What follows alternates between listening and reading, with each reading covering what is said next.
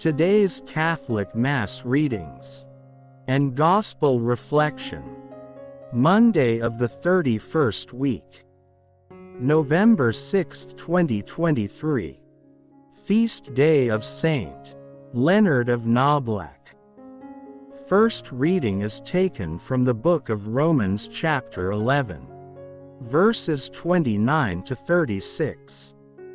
Brothers and sisters, the gifts and the call of God are irrevocable. Just as you once disobeyed God but have now received mercy because of their disobedience, so they have now disobeyed in order that, by virtue of the mercy shown to you, they too may now receive mercy. For God delivered all to disobedience, that he might have mercy upon all. Oh, the depth of the riches and wisdom and knowledge of God! How inscrutable are his judgments and how unsearchable his ways! For who has known the mind of the Lord, or who has been his counselor? Or who has given him anything that he may be repaid? For from him and through him and for him are all things. To God be glory forever. Amen. Responsorial Song. Lord, in your great love, answer me. A reading from our Holy Gospel according to St. Luke chapter 14, verses 12 to 14. On a Sabbath Jesus went to dine at the home of one of the leading Pharisees.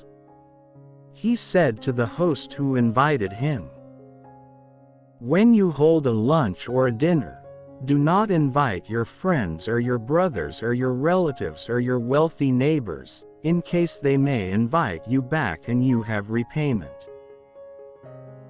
Rather, when you hold a banquet, invite the poor, the crippled, the lame, the blind. Blessed indeed will you be because of their inability to repay you. For you will be repaid at the resurrection of the righteous." Reflection from our Holy Gospel. You will be repaid at the resurrection of the righteous. It is customary for a person of affluence to invite people of prominence, either to show his wealth, or to establish contacts with influential members in society.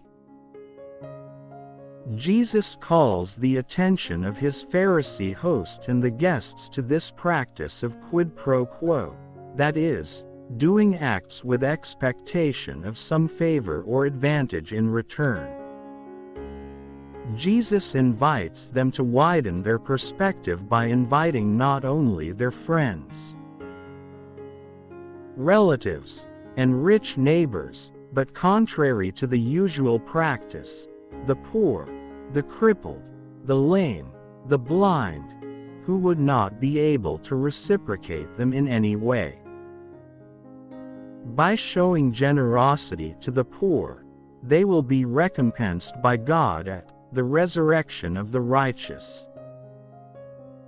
Luke may have also addressed this teaching to the Christian community where the poor members were reluctant to join in the Eucharistic fellowship table, or where the more prominent ones would give special attention to their own group. In his turn, Paul warns the Christians in Corinth against making those who have nothing to feel ashamed.